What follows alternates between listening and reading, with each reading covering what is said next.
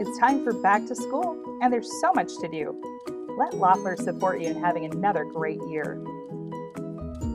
If any issues arise from your machines coming out of hibernation or periods of time not being used, there are a few things we can help you with before potential copier and printer issues slow you down.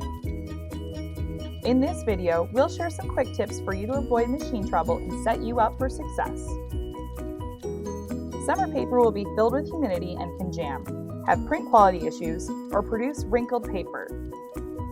Change the paper out with a fresh ream if you have any of these symptoms. If copies from the document feeder have vertical lines, always check and clean the slit glass, the small piece of glass left of the main flatbed glass.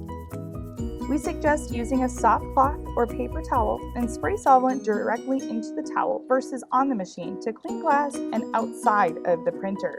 Don't use any solvent inside of the printer or use canned air, as that can cause additional problems.